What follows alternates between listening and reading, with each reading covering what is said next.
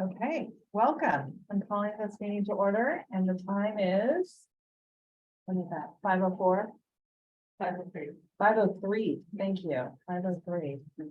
My name is Colin Mitchell. I'm the vice chair of the OAC. Welcome and thank you for attending this meeting. We ask that everybody place their phones on silent. If you're joining the meeting remotely, please mute yourself when not speaking.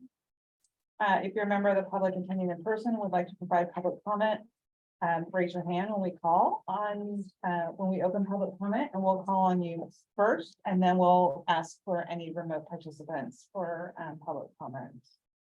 If you are participating remotely and would like to make a comment at that time, please raise your hand or press *9 and wait for the Zoom administrator to notify you that it's time to speak. Again, we'll take in-person comments first, then remote. Each speaker will have 2 minutes to speak, and when your time is up, you'll be notified by the OAC secretary, Rebecca.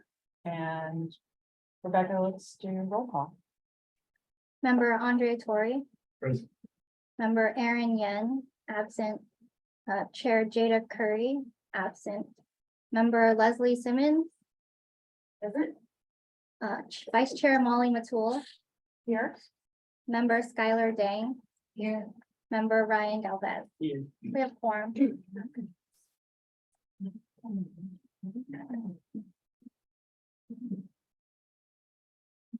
Okay, because we have some new members, I was planning a funner kind of intro versus last time. I tried to be a little bit more related to Oversight.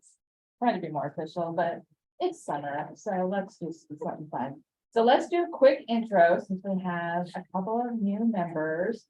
And so, your name and then your seat, who you're representing. Tip, hot tip, it's on the back of your name card. And, what else do you want to know other than my something? Anything?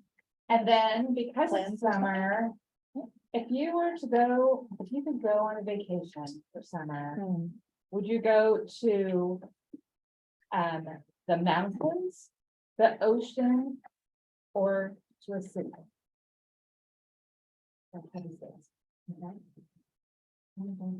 Yeah, I will. Hi, I'm Leslie Simmons. I hold seat 4, which is representing individuals that work with programs serving children 5 and under. And I'm supposed to say what my preferred vacation is. I'm always a beach person, so yeah. Ocean, yeah. Or beach. I guess I can do anywhere. Yeah. Beach anywhere. Yeah. Okay, cool. Thanks. Andre?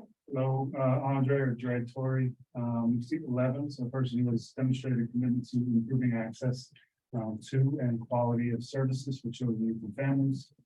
I would go to a mountain overlooking the ocean. That's If possible. really good. Okay, Hi, everyone. My name is Skylar Dang. I hold seat 2, a youth 19 years old or younger at time of appointment recommended to the mayor by the youth commission. I believe I would prefer a resort at the beach, so I could just get like a really temples. I'm Snap your fingers, under 19, because I'll so count it. remember that, I'm under 19. Really temples. I am C1, a youth 19 years old or younger at time of appointment recommended by mayor and by the youth commission. And I'd probably want to go to the city, preferably Paris. Ooh, very nice city. Okay, and again, I'm Molly. I am C3, a parent of a youth who is enrolled in San Francisco Unified School District, which was the case when I was appointed. And not any longer, but and I would definitely, I am a beach person. And I prefer like the ocean beach. Not really a lake person, but I will welcome lake beaches at any time. So, yeah. Okay, so let's get started. Item 2 is general public comment. Do we have any members in the room who would like to give public comment? See you behind me, if you have any. Okay, no. Anyone on any comments for people participating online? No general topics, great, okay, public comment is closed. Let's move on to the approval of minutes. Is there anyone in person who has public comment on the minute?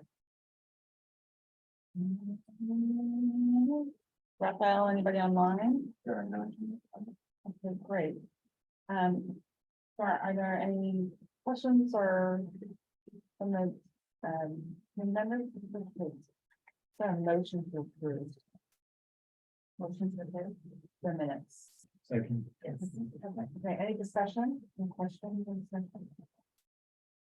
Okay, Rebecca, you want to roll call vote then? Member Andre Tory, Present.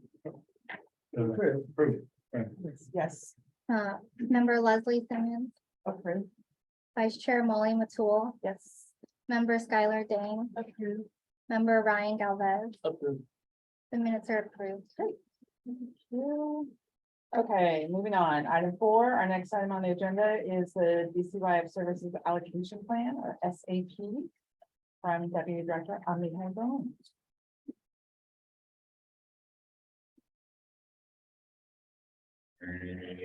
All right. Hello, everyone. I am Amiho Gomes. I'm the Director of Strategic Initiatives for DCYF. And so we're back again for another presentation on the Services Allocation Plan, but this is probably the last one. And that is because we are here today. Yeah, thank you. Love that excitement. Perfect. And that's because we are here today to do these things. We're releasing the final plan. So if you are interested in looking at it, you're not a member of the committee, haven't seen it already, it is on our website, so you can visit it there, dcyf.org. We're also going to update the OAC on the parts of the draft plan that we did not include last time, which was the service area allocations. First, we want to hear from the public and from our members here about the plan. And then lastly, most importantly, there is an action item today, and that is a vote, hopefully to approve the 2023 services allocation plan. All right, so this is not going to be a very long presentation, which I know is a little different for me. But we're going to start here with this, which is our funding overview. So you may remember this from the last presentation if you were here, but we did not actually provide all of the information because these bottom 3 boxes we did not fill out. So we had just given the annual allocation, but we have filled them out now. So you can see here that we are estimating having roughly $127.2 to $140.6 million in annual allocation for the 2024 through 29 funding cycle. And that breaks down into these 3 categories. So first is our grants, 87.3 to 96.5 million. And that is for the funding strategies and initiatives that we actually directly fund ourselves. Our second largest area here is our partnerships, which is the dollars we send to other city agencies to implement services either in partnership with us or on their own. That's 30.7 to 33.9 million. And then lastly, our DCYF implemented efforts, which are things like evaluation and technical assistance and capacity building. That's 9.2 to 10.1 million. Now, in terms of how we develop these allocations, so just to point out, want to make sure that I note that all of our current grants are 2018 through 24 grants, all end at the end of the 23-24 fiscal year. So on June 30th, 2024, those grants will end. In addition to that, all the supplemental funding we receive, which is also known as add backs, all those dollars will essentially sort of fall back into this pot, as well as our federal and state grants. Now, of course, we're looking ahead, and so we have to make sure we have a sense, a projection of what kind of dollars we will see in the Children and Youth Fund. So we get those from the Controller's Office. We put all of that together, and we have some intense and sort of nuanced conversations to try to figure out what the allocations are across our 12 service areas. And so there's a lot of things to balance out there. And we have to think about coverage in some cases. We have to think about the intensity of services, the cost of some services, and all that together is how we come to what you see here, which is our 2024 through 29 service area allocations.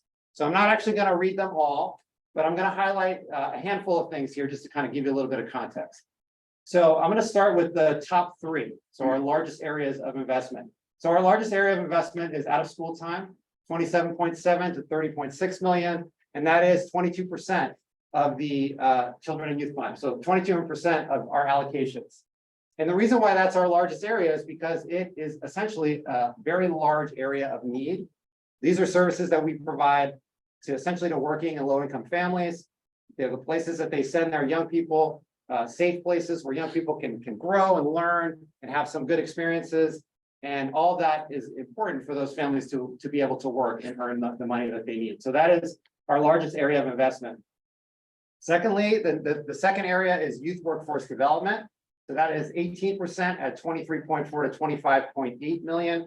And again, that is another area where there is a large level of need. It's always something that young people and their families are asking for. And it's also very costly service to provide because we pay wages, and wages are roughly around $18 an hour these days, minimum wage. So it's important for us to make sure we're allocating accordingly to that service area. The third largest, not surprisingly, early care and education at 13%.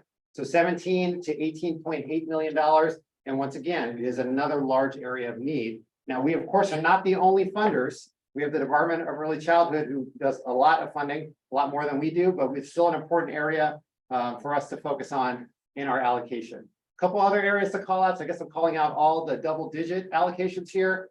So family empowerment at 11% is 14.3 to 15.8 million. And that includes things like our family resource centers and our community collaboratives. And then justice services, 12.7 to $14 million, 10%. And that is a service for justice involved young people. It's a high need group and it requires a high intensity of service. And we have to make sure we have the right level of expertise and experience there. So it's another reason why it is a highly funded area. Just a few others to call out. First, I just want to make sure I note that our youth empowerment service area includes the 3% set aside for youth initiated projects that we are charter mandated to do. So you can see it's 3%, 3.9 to 4.4 million. And then two other things that support our results. We actually are required to call these out as well. So evaluation at 2.1 to 2.3 and technical assistance and capacity building at 3.7 to 4.1. They're not large areas of investment, but they're obviously very important. Evaluation, that's really the way that we figure out if anyone is better off as a result of the work that we're doing. And technical assistance and capacity building is important for us to make sure that we are constantly raising the level of quality for the programs that we fund. Because we want to make sure that the services that we're putting out there are meeting needs and they're doing it at a high level of quality. All that, of course, totals 127.2 to $140.6 million. So I'm actually going to stop there, which is recordly short. Those who know, definitely know. So I'm going to stop here and just open up for questions from the OAC. First, I'd like to take comments from the public in the room and online before we go into OAC discussion.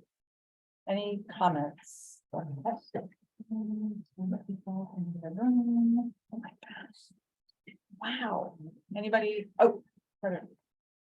So in the categories that you just described, for the youth workforce development, does that include opportunity for all?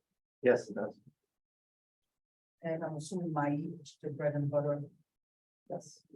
And you probably go in further detail about the differences between educational supports, enrichment, skill building. Sure. Yeah, so educational supports are really focused on academic support, right? So things to help young people get back on track academically, to improve things like literacy, things like that. Whereas enrichment and skill building is really sort of like project-based learning opportunities in a range of different areas. So in previous cycles, we funded things like arts there, sports, some civic engagement activities, things like that as well. So it's kind of a broader type of service across a lot of different things, whereas educational supports is really focused on the academics. And so would that be different than the student success funds? The Student Success Fund falls outside of this, but obviously it overlaps in terms of the type of things that we're trying to achieve. But the Student Success Fund does not actually show up in this allocation plan. The Student Success Fund will go through a separate RFP process that is outside of this process. Okay.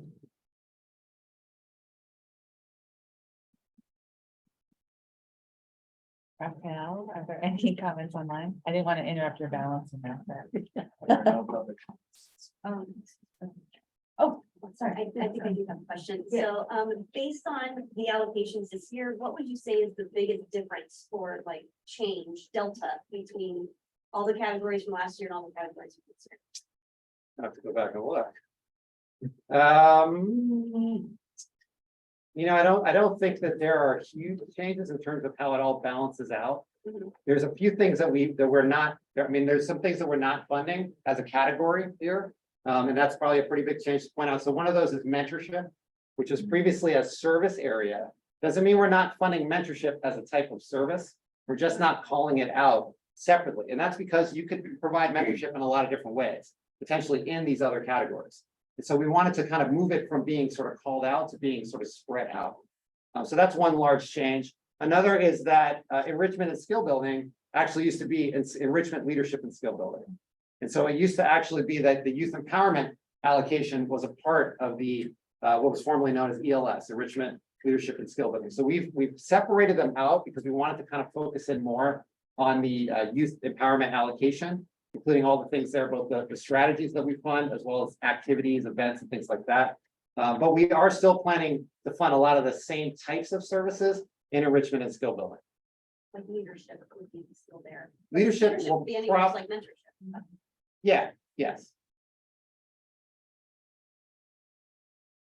Piggyback off that question, so mentoring has been pulled out as its own separate service area. But it's kind of infused, can be infused in any of those service areas, yet emotional well-being, we're calling that out as a specific service area.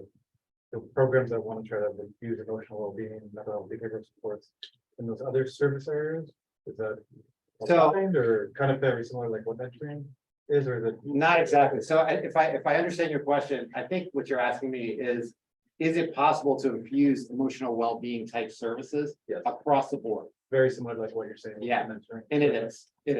Yeah, I mean, the emotional well-being funding is really pretty focused on mental and behavioral health. Mhm. But there are obviously a lot of different practices that a lot of our programs actually do now. And some of those may include behavioral and mental health. And there's nothing stopping folks from providing those services within those programs, as opposed to them being funded directly under emotional well-being. Any other comments? So at our last meeting, there was a discussion about trying to do things differently. And are you gonna help guide us in how to not fit into certain boxes to basically have a deeper and more strategic impact? Yes, and I think some of that falls over there, which will be a little bit later, Second, when we talk about RFP. That's a good question. Okay, last couple questions. Okay, Oh. Travis. It's like kind of a common question. So I was actually employed with my YEEP and DCYF as a whole. And I was just wondering, is this budget prepared for like the minimum wage increasing? Because I know the MCO requires salaries to be more than minimum wage. So I was my question is this budget prepared for like the increase in wage? Yes, yeah, and so I sort of alluded to Excellent this when I was talking about the challenges of doing the allocations, because we have to balance out things like that. And we know that that's an annual increase. And so we kind of have to try to look out like 5 years. And we know those increases are quite high, right? So it's definitely always something that we're thinking about is how to make sure we have that right level of balance of where we're starting. While we also make sure that we're continuing at the same level that, that people need to be paid out. So to piggyback on her comment. Technically, public comment is over, but go ahead and ask. your So to question. piggyback on her conversation, so I have the cost of doing business been factored into the potential contracts? Yes, but I also think that part of that is factored into how potential grantees apply. Right, so by saying that, what I mean is that we don't tell our applicants like what amount they can ask for. Right, so in requesting funding from us, it's always important to balance out what those costs are. Now, of course, when it comes to youth workforce development, we know, and we know that there is a rough amount of increase that occurs every year through minimum wage. We can account for that, right? But in terms of the costs that you have as a provider, in terms of your wage costs, your salary structures, things like that, I just encourage our applicants, our grantees, to really think about what it costs and to submit proposals that reflect that cost. Remember we're voting to approve this plan. Which is really like enforcement. I just had a question. So how does this total funding allocation compare to the last cycle? Are we staying the same or? It's an increase over the last one. So we didn't exactly break it out like, we didn't have a DCYF implemented category in the last funding cycle. We had partnerships and we had our grants, but our grants were roughly around 76 million. So there's an increase there, even though, and I think it's important to note that what we're currently funding in grants, it's less than that amount. Because we have had a lot of dollars that have come in externally in the last couple of years. And so that's something just for folks to think about. A lot of those dollars are going away and we are back to the Children and Youth Fund solely, but it is more than what it was in the last funding cycle 6 years ago. Okay. So then, do I call for a vote? Okay, so do I have a motion to approve this services allocation plan?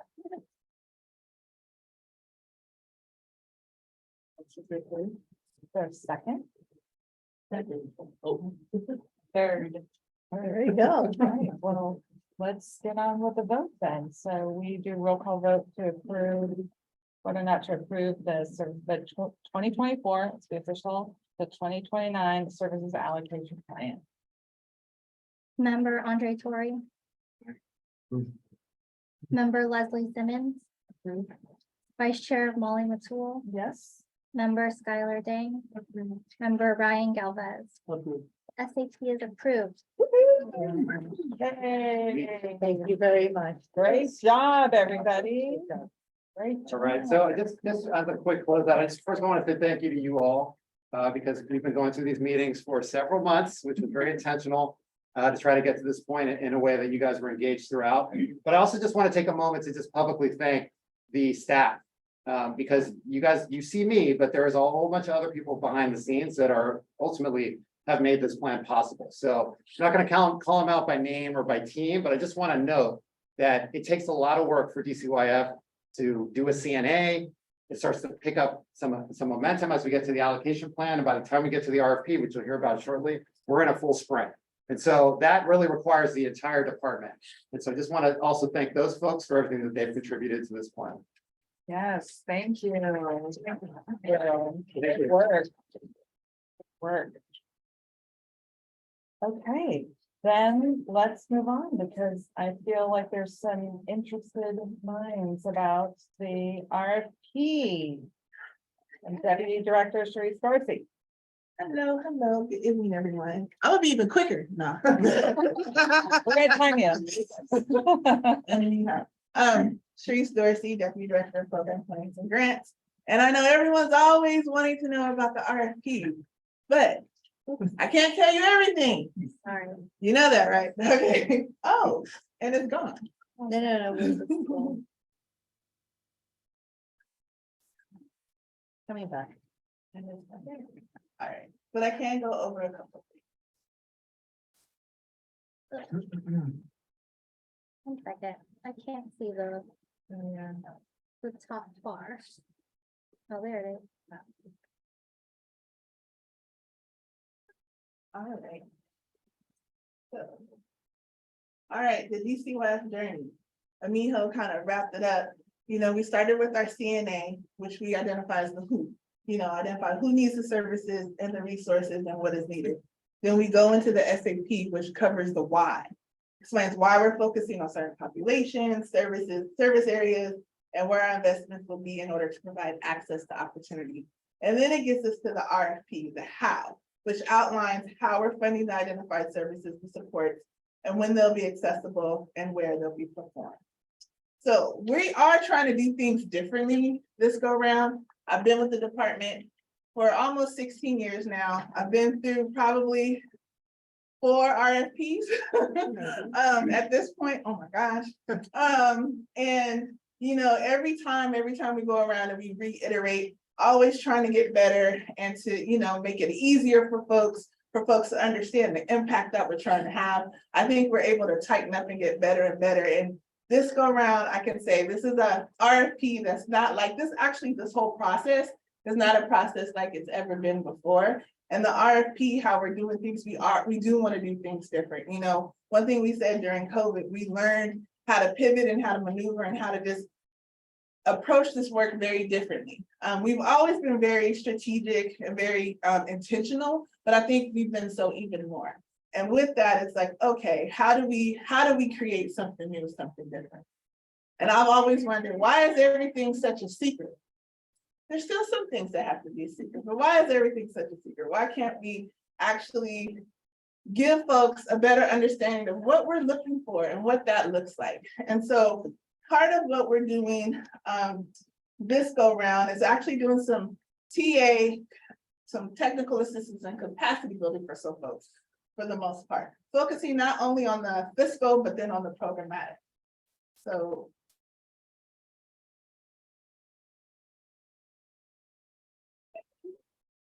Oh, did it turn off? Oh, there we go, thank you. So we're actually doing some workshops this go round. Two have already happened. So we had one, and this was a basic one. This is one you didn't really have to worry about. This is kind of all inclusive, just government funding as a whole, budget fundamentals as a whole. Like, what does it look like? Key concepts for organizations. It happened on the 18th of May and June 7th. We do have videos of those. They were recorded. They will be on our website so folks can access and be able to see what the workshops are. All workshops will be videotaped and recorded and put on our website so we can be ensure that everyone, not just current DCYF grantees, but soon to be DCYF grantees have access.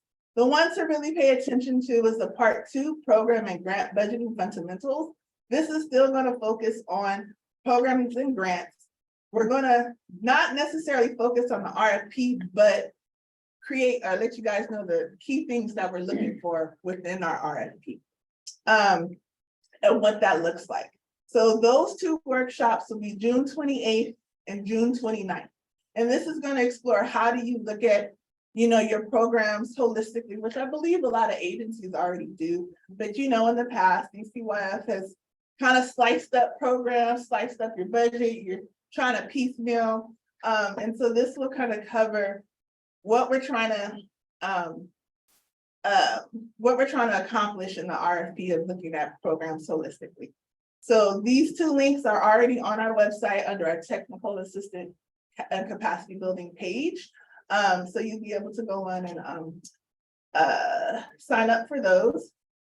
The next one, to answer a question that 2 people have already asked me, is about the actual getting kind of into the nitty-gritty of the RFP without getting into the nitty-gritty of the RFP, right? So it's designing programs for transitional times. That's what we called it. And basically what this is going to help you do is to take the concept of what our result areas are, how they look like with our service areas, and then how they line up with the strategy. So we're going to cover in a broad way how all that looks and how you need to start thinking and dreaming and imagining your programs and how they look. Edutainment for Equity is actually going to be facilitating this workshop with DCYF staff included in it. And we're going to take you on this, this transitional journey, right, of where we were, where we are, and where we want to go, where you were, where you are currently, and where you need to be in the future in order to apply to the RFP. We will, like I said, without going into too much detail, cover how you need to start to look at your programs, how they'll blend together, and then there'll be some information around kind of how we're looking at doing more flexible funding for folks and how that plays into it and how you need to take that into consideration as well as you start to plan out what you want to apply for in the RFP. So everyone knows we have 4 result areas. So looking over the SAP will be very beneficial before you actually go into this training, just so you can familiarize yourself with our result areas, what's the impact we're trying to have in those 4 result areas? What are the service areas that are attached to those result areas? So in the diagram that Amijo had, if you notice, it was color coded and it matched up to our result area. So you can see where we're tracking. And once again, we want to be able to take people from point A to Z and back to A. So everything lines up and everything is connected. So that workshop will be happening on June 27th. The link will be posted on our website. I'm just waiting for it. I'll have it on Wednesday. That's why I said it's coming soon. And you'll be able to register. Once again, this will also be recorded. And to make sure that everyone gets to experience, we're actually going to record a live session within the main room so you can see what the breakout groups are talking about and the stuff that comes up. Typically in these trainings, all you get is just the intro, the general stuff, but you don't get to see what the breakout rooms are, but we're going to make sure we have one so you can have the full experience if you're not able to join. So the next thing I'm about to show you, we never show until we actually release the RFP, which is a timeline, anticipated, by the way. So I'm only going to show you from June to December. So in June, we have our 4 workshops that are RFP focused. We went over that. In July, we're planning to release the RFP. In August, that's when we're going to have the bidders conference, a guide to applying to the RFP. This is when I'm going to go into even more detail about the different ways you can apply, how it looks, all the different combinations and what that looks like. We are not going to just read the RFP, how we wrote it. It's been there, but it's a true guide to help people. So every workshop that we're doing kind of builds on one another, right? So once we get to the bidders conference, if you went to the programs and grants budgeting ones and you went to the transitional times, designing programs for transitional times, by the time we get to the bidders conference, it all should make sense to you. And you'll be able to hopefully ask some really good questions that'll help you identify exactly where you need to apply. In September, great time for a quick vacay. That's for DCYF staff, because in October, the RFPs will be due. In November, December is when we're doing the reading and scoring. So this is a glimpse, and I have a little asterisk, it's anticipated, but this is where we're trying to land. So you guys could, I know summer, we're in summer, folks are like, are you releasing in summer? We got summer programs, but you're able to kind of plan out what your next couple of months will look like as you gear up for the RFP and the writing. Later on, we'll have of course, a longer timeline that'll be in the RFP. They'll take you all the way to where we award what that looks like. And I believe that is it. Any questions? Can I just ask, no mind, just a quick informational question. So the RFP is released in July, the bidders, how much time between the release and the bidders conference? Oh, it's like a couple weeks. Okay, Only a couple weeks. Yeah. got it. Okay, let's take public comment before we go to OAC. Any members of the public in the room want to make comment? Anybody online? Oh, sorry. Thank you, Sharice, for sharing this. Wait, I'm sorry, you know what I missed last time? Can you state your name and where you're from? Sure. So we can. Everybody- official? If you want to. If you want to. Oh, yeah, sorry, if you want to. If you don't Yeah. want to, that's. Happy to. My name is Manuel Rodriguez at YMCA of San Francisco. Happy Monday, everybody. Sharice, thanks for this.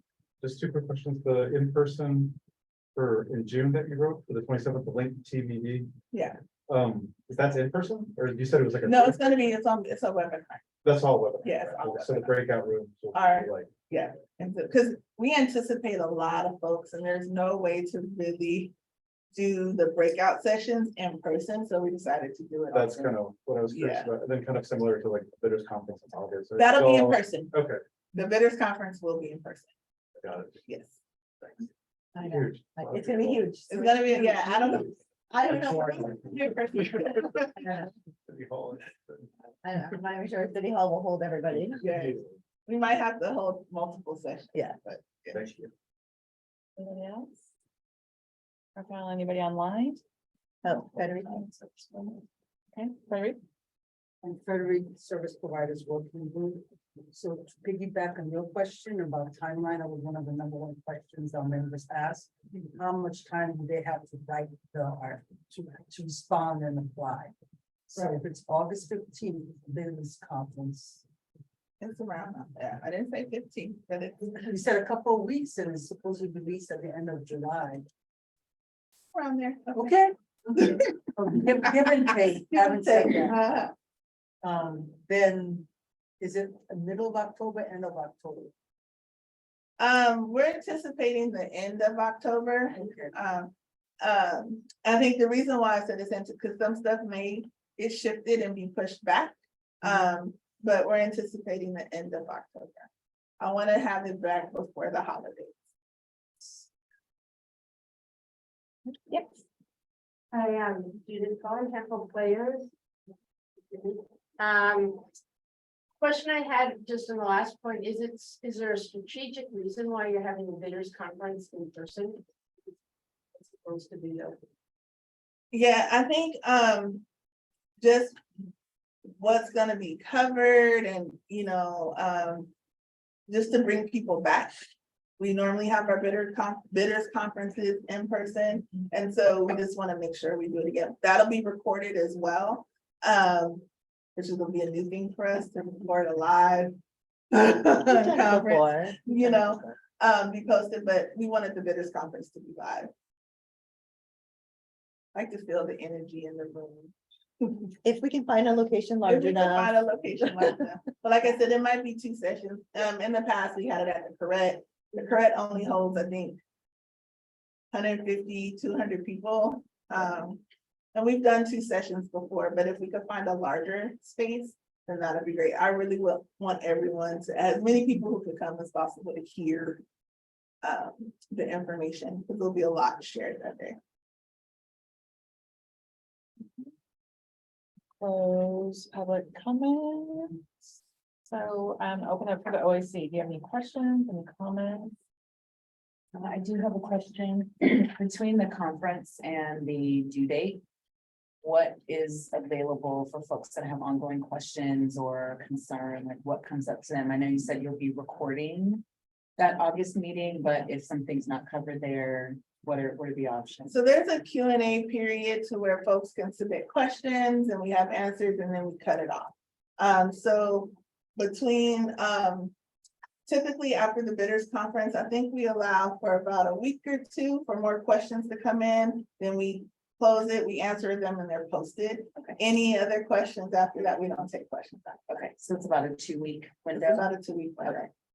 They have to be writing. And they have to be in writing, but people can And then they're submit shared. questions before that. So once the RFP is released, there's a email address that folks can ask questions to that we'll be answering. We'll answer some questions live at the bidders conference. We might take some questions live and answer them there, but typically we like to collect them all so we could come back, have a conversation, make sure we give people the accurate information, and then post it online.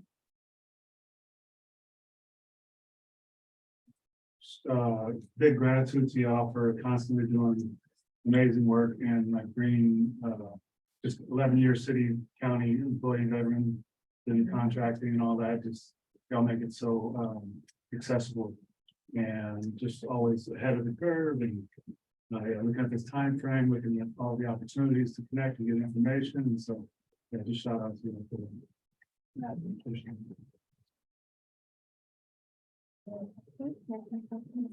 I also want to say my gratitude because I've been with DCYF program, which is gets their funding from DCYF since like the past 3 years now. And I've always been on the other end of the paycheck, so I don't know what really goes into it. And now to see how like all the work that you guys have to do just so that you like you can actually get money while building job readiness skills into the future, I think it's really interesting.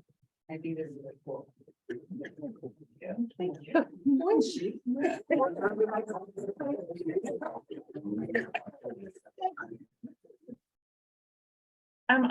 I also want to appreciate how responsive you've been and how you've listened to your stakeholders and the needs and the questions. And and adapted to that. So I really appreciate that. I have a suggestion. I wanted to see what my fellow OAC members have thought about this is for the designing programs for a transitional times workshop. I'm wondering if it might be useful to have a quick report from Sharice on this workshop at the next OAC meeting, like the Cliff Notes versions of it. Just because we want to address how you guys are approaching this cycle differently. And you know, what is the impact? What is the impact you're expecting? What are you asking? What are you hoping to see coming back for this RP from the community about how we're going to do things differently and look at how we're going to move forward in achieving the impacts that we want to see, the improved impacts. And so I think it would be good for this group to see how you're doing that. Not everybody may be able to attend that workshop. And so I think hopefully it's like after the RFP is released, so things will be more out in the public, but I thought that would be a nice context setting, especially as we go forward and looking at results in the years to come, right? And looking at that approach. Okay. So I found good. Okay. Anything else? Great. Thank you so much. Thank you. Thank you. Thank you. Okay, next. Item 6, report of the service provider working group. Beverly? Hi, Frederick, I'm chair of the service providers working group. And you folks have done such a great job. A lot of the questions that we have listed have been answered. I can report out that there has been, at our last meeting, there's been some expressed concern about the recent losses of funding as a result of the SFUSD backfill funds, which were mostly high school, as well as the equitable access match funds. With basically funds PK to 8. The memo was sent by Maria Sue on the 2nd to various CEOs, and they are just kind of manage that loss of funding. And let's see, we had our last all-member meeting, 28 people attended, 28 nonprofits attended, and we had a presentation by Chris, who's gonna kill you. He's gonna kill you. Who used to be a chair of the service providers working group, but now he is the SFUSD's director of community schools. And yes, and actually had a conference this last weekend. And so another item is that our website has launched, and I know, and we are looking for members for our advisory board.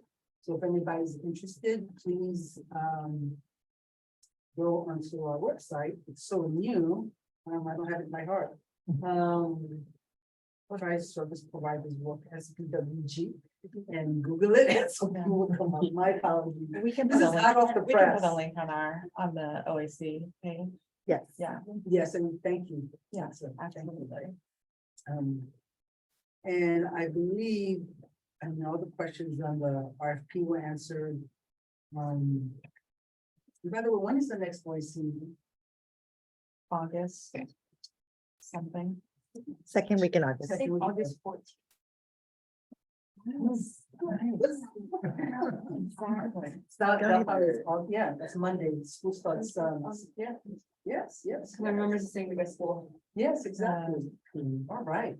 So that's it in a nutshell. So again, to reiterate, thank you, DCYF, the legal staff, and everyone that allowed this whole process to move forward. It's been a partnership.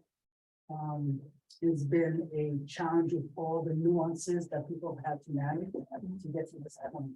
So thank you. Thank you.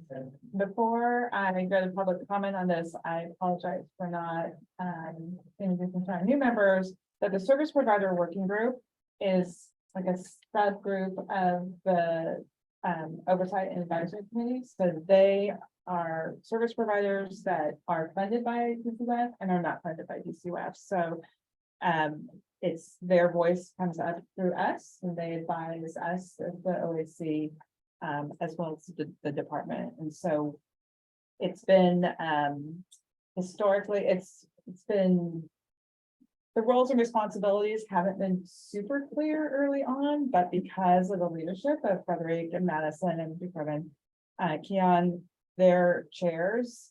And we've really, Jada and I have made a really concerted effort to stay aligned with them, that it's really strengthened. And I love how you guys raise your voice of your community of service providers to us. And so we always give them time for the chairs, the leadership of this group to speak with us. And then we'll take public comment.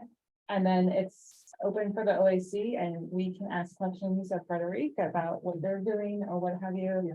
So it can be a dialogue as you wish. Okay. So first we'll start with public comments in the room. I think it's sort of chair. Thank you, Frederick, for representing, and I also want to thank DCYF for always stepping in and hearing our concerns about cuts that happen across the city and how we just really appreciate the leadership and stepping up and helping us get through this very difficult time, considering the proposals in the mayor's budget that are impacting so many families in many different ways. And the support that we get from DCYF has always been very strong and very collaborative, and it's different than many other parts of our city. So thank you. Thank you. Yes, I will recognize that Maria and the team do such a great job in communicating and being open to listen and having an open dialogue with the service provider working groups. I really appreciate that, because if they always came to us, we wouldn't know much stuff, and you guys are the experts. So I think that I appreciate your openness with that. Any other, I've done this before, public comment? Any online? Okay, so open up to the OAC. Do you have any questions, comments, or whatever for Frederick or about the service provider working group? I'll just say, I will put it out there as, if you know service providers who would like to get involved with the service provider working group, either as members or as part of the leadership, please have them. Again, we'll get the website out to all of you, but please share this news and encourage them to participate. Because again, it's them lifting their communities. And they also serve very directly our children and families, their voices up through here. And so it's really important for us to hear from everybody. So the more, the merrier. 28 is great. Like a little bit more. They were busy doing summer programming. I know. Everybody is very, very busy, so it's hard. So that's why if we can just get a larger pool of people, that would be great. Okay, great. So that is item 6. Let's move on. We're rocking and rolling, man. Okay. Oh, it's my turn. Item 7, report of the chair. I'm sitting in for Jada, our chair, who could not be with us because I think she's on an airplane coming home from somewhere. New York, thank you. So I wanted to note for our bylaws, we're going to be having officer elections at the next meeting. It always happens the first meeting after or at the start of the fiscal year. So in your packets, you have descriptions of the chair and the vice chair positions and how we do the nomination process. Is that right?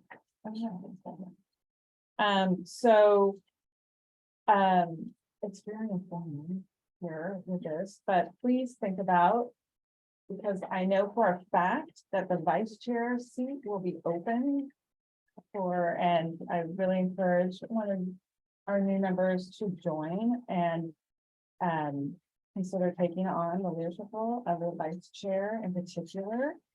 And so you can think about it. If you are excited and want to nominate somebody or nominate yourself, you can email Rebecca before our next meeting. Otherwise, we'll take nominations, again, self-nominate at our next meeting. Say a little spiel, very quick. We're very casual and friendly here. And then we'll do our elections. because I just want to say that this is my second to last meeting, because I will be stepping down from the OAC after many Many years. moons. Many moons.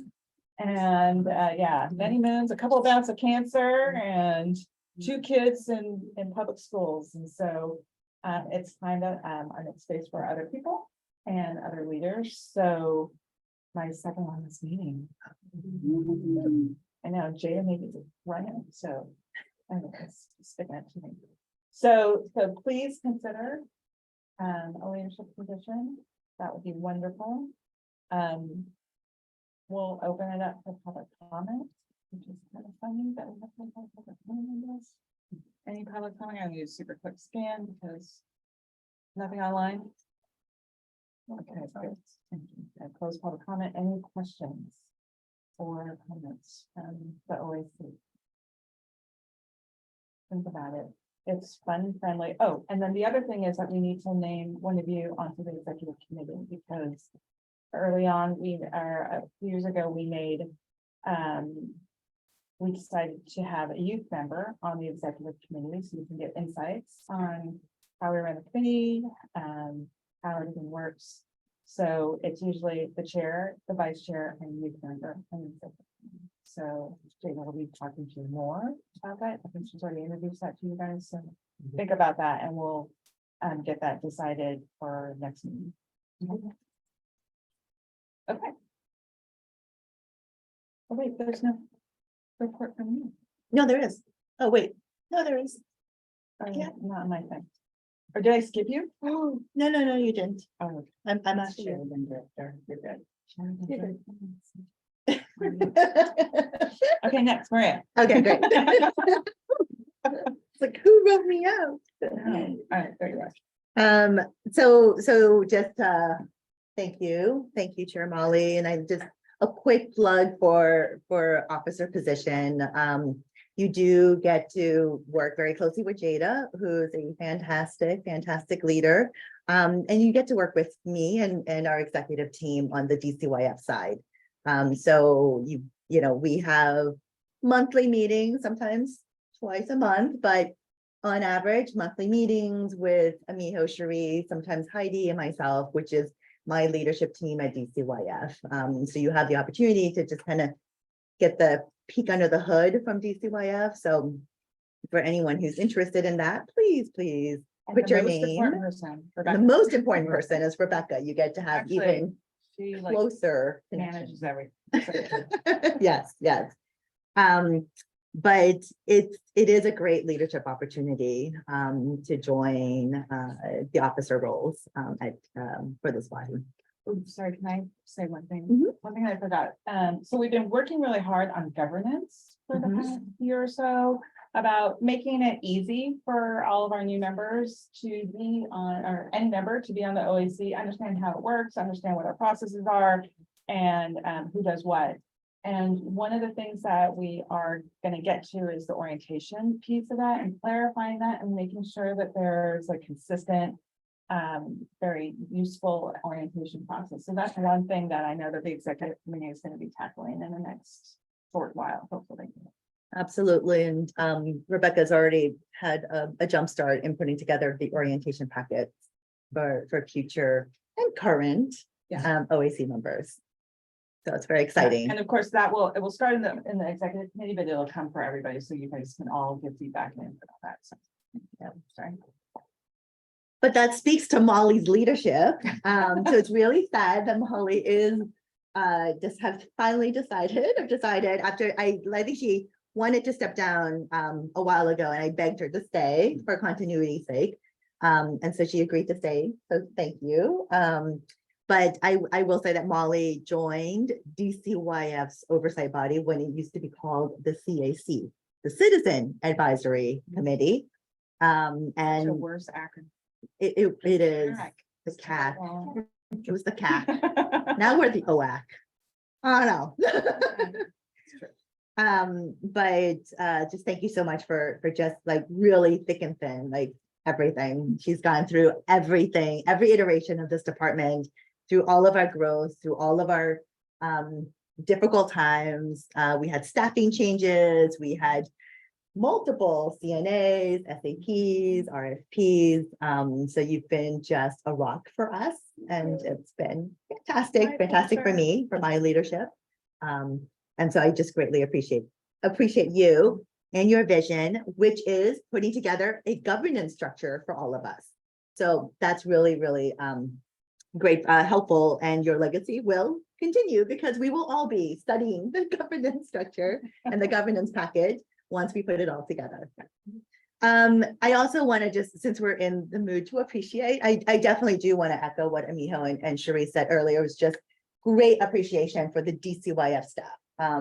In order for us to put together these documents, to prepare for these meetings, to prepare for the community meetings, for the one-on-one phone calls, all the things, it does require a whole team of people that literally, support all of us. And so just thank you so much to our DCYF team for showing up, for doing the work, for stepping in when we need to. And then of course, thank you to Cherise and Amiho for leading the charge. Without your vision, without your guidance and structure, it would literally fall apart, because if it was under me, it would fall apart. So grateful for your leadership on that. Just really quickly, because we did meet in May, I wanted to share that several key things happened in May. First and foremost, Cherise and I went and presented at the annual Boost conference in May, and this is an annual conference for after-school providers or for CBO service providers. We were able to present about the importance of collaboration and coordination in order to really achieve outcomes. Remember those words, people. Just hint. But the importance of that, the importance of taking intentional funding and connecting it with coordination and collaboration to get to an outcome that we all want for our children, youth, and families. And we were fortunate enough to talk to direct service providers, so on the ground folks, and city and state leaders. So it was just a really great opportunity to share the no longer secret sauce of San Francisco to the rest of the state and others. In May, we also presented at the last Youth, Young Adult, and Families Subcommittee of the Board of Supervisors. In that meeting in May, the committee actually wrapped up and finalized its life course. Essentially, it shut down. But we presented on the Student Success Fund, which is what Frederic mentioned earlier. And for those who are interested in what the Student Success Fund is, we have it on our website. Yes. So we have a Q&A section on our website for those who want to learn more about what it is, about DCYF's role in managing the fund, and the role that the school district has in the funds, and the role that others can have in the fund. So please go on our website to learn more about that. And the other agenda item that we talked about was DCYF and our role and our leadership role in ensuring an appropriate way to address the school violence issues or the youth violence issues that were happening during that time. And so in a nutshell, in summary, it's DCYF taking a leadership role in bringing together CBO partners as well as other stakeholders and the city to leverage each other's resources to respond and support young people that were in crisis. So that was a lot in May, and then to round up, what was that? Yes, to round out May, we ended a month-long series of trainings for our CBO providers for summer. So we put on a month-long series of technical assistance and capacity building training for service providers to implement summer programming. And that went, training was all of May. And we also included our city partners. So any Rec and Park partners Rec and Park staff who wanted to join, I think we had MTA staff and other city workers who provided direct services to come and join and learn alongside our service, our CBOs, on how to infuse fun, STEAM, science, technology, arts,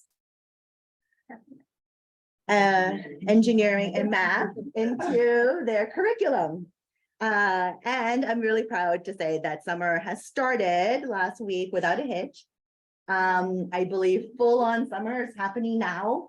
So young people all over the place should be enjoying summer. I hope people are enjoying summer. And you know, I'm really proud of DCYF for having such a key role in this work. And in partnering with our city departments, as well as our CBO partners and the private sector, to make sure that our San Francisco young people have a fantastic experience during the summertime. And then for June is all about budget. So we are gearing up for our main budget hearing, which will happen this Thursday in City Hall. And then the second budget hearing will happen the following week. Also on Thursday in City Hall. Of note, I will be also presenting the SAP brief during my budget time, which we don't know yet because sometimes it takes all day. But during my budget time allotment, I'll also be presenting the services allocation plan so that we can get a approval as well from the Board of Supervisors. And all of this has to work in literally just clockwork, because we want to be able to release the RFP in July. So it's going to be a busy month. So June is going to be all about finalizing the SAP, finalizing the RFP, getting all loose ends tied up with the budget, and then being able to release in time for you all to have the RFP in July. And then just finally, just in closing, for our DCYF budget, we did present the budget that we presented here at the OAC, and that budget was accepted by the mayor's office. So we did not have to make additional cuts, which was something that we were very, very nervous about. So we're very grateful that the mayor heard loud and clear the important role that CBOs are providing in our city for our young people. So please continue the great work that you all are doing.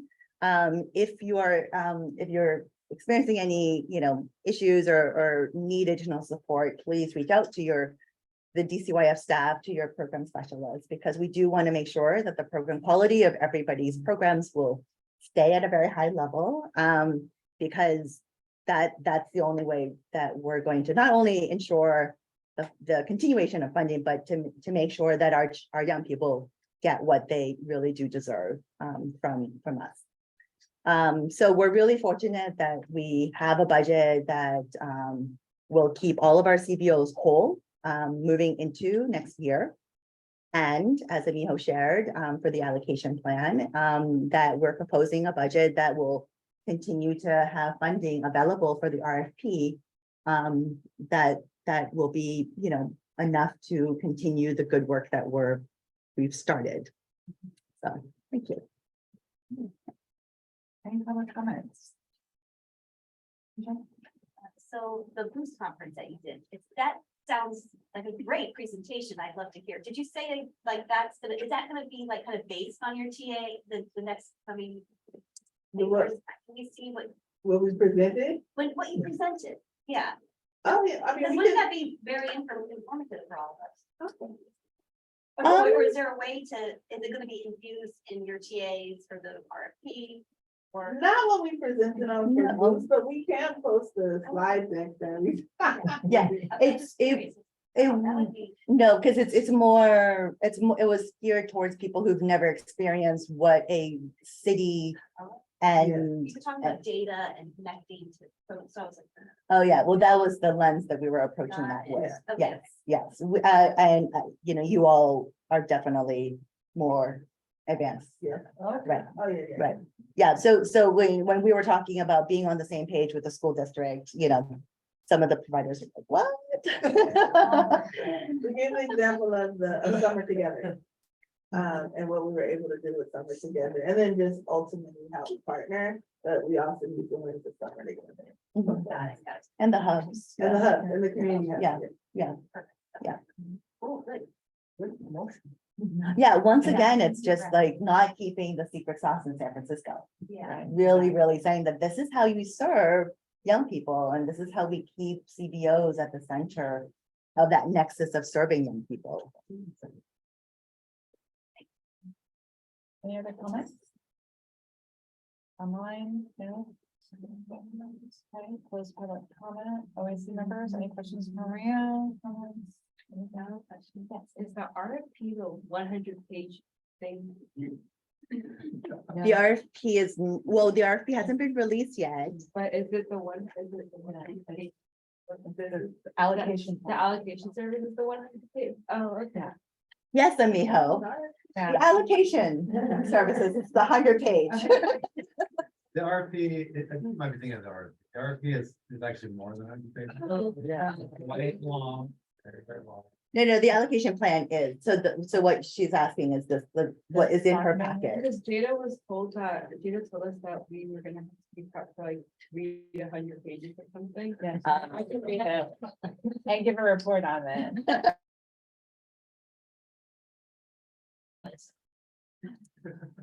So we have two very large documents that are available for everyone to read, and I would strongly encourage both of you to read. One is the needs assessment, which is the community needs assessment, the CNA. That is around 100+ Yeah, that's pages, the one. because Amiho also wrote that one. Yeah. And then this one, so the needs assessment is just like, what are all the needs for young people and their families in San Francisco? What do they need to thrive and to be successful in our city?